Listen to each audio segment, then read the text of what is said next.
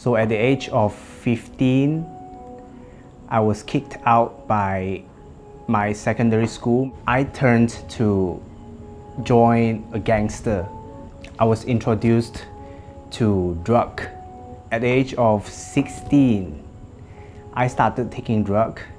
I turned to selling drug for living because, I have to support myself and also support my grandmother. And then I got arrested.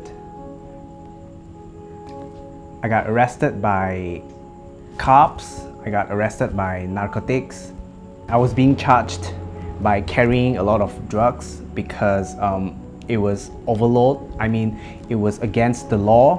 When I was in jail, it was horrible. It was terrified. I had all kinds of emotion, feelings about fears, about frustrated, about depression, anxiety. I remember there was a guy who slept next to me.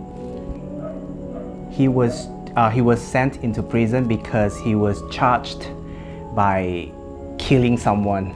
Was I going to be killed by him? I can barely sleep at night. What am I gonna do? How am I gonna get through all this? Who will be here to help me? I was like being tortured by my frustration, by my depression, because I didn't have the skill to deal with this.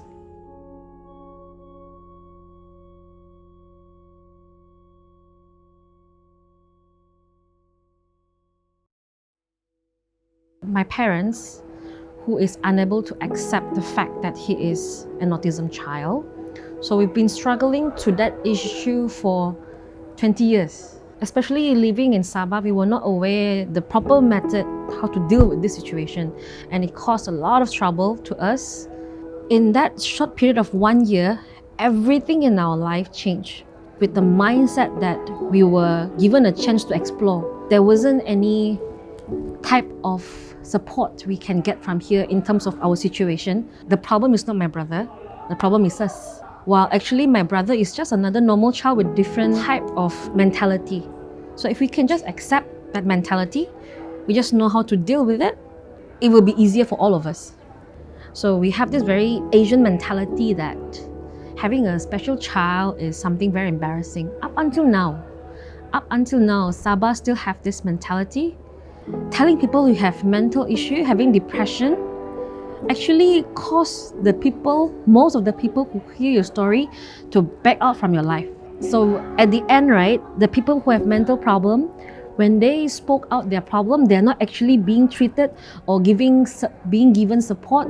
They're actually being pushed to their own self. They got even more lonelier.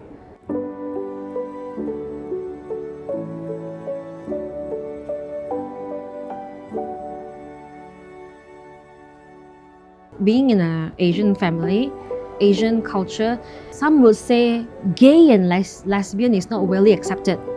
I joined that movement. It was like an open hug movement, open word of support movement, where we were just like lining up in the street with a big banner saying it's okay to be gay, it's okay to be lesbian, as long as you're not hurting anyone, as long as you're living your life properly, it's okay to be who you are. It turns out 80% of the people coming to us are actually boys and men on every age gap, from primary to secondary, even men who is full with grey hair already. The first thing they did before they say anything was they hug. All of those hugs lasted more than 10 seconds. When someone needed a hug, it's like they needed shelter. It shows how lacking of support these people get in the society.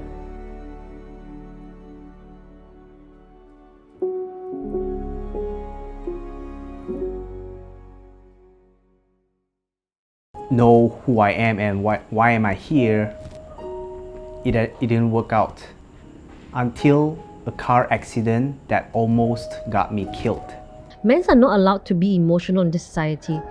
Even as they grow older, the lesser space we give them to be emotional, which is one of the biggest issues in mental illness, because people are not allowed to be honest with their emotion.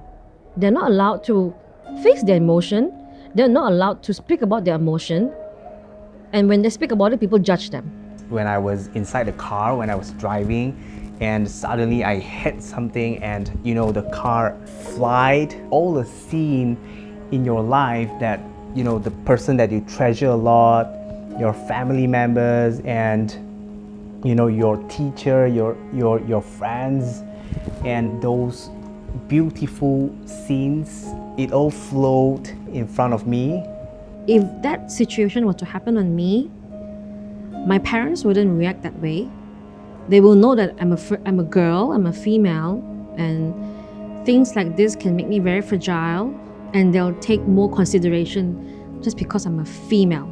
When things like this happen to men, it made me realize that, wow, people don't really take them as serious as how when a woman or a female try to bring up this topic. We assign meaning to those experiences. Give a better meaning to every situation, to every experience. I believe that you will live with purpose. You will feel the joy, you will feel happiness, you will feel alive. There shouldn't be a shame of having mental issue. There shouldn't be a shame of having depression. There shouldn't be a shame of having problems within your emotion or your mentality. Figure out what are you going to do, what do you want to do, and do it. After the drug dealing experience, after the car accident, after the breakup, and I'm still able to be here, and that means that there is something great is going to happen in the future, and I always believe that. Women can do what a man can do, so men can do what a woman can do as well. Just because they share their emotion, just because they cry, it doesn't show that they are not men anymore, they're not manly anymore. It just shows that they're human as well.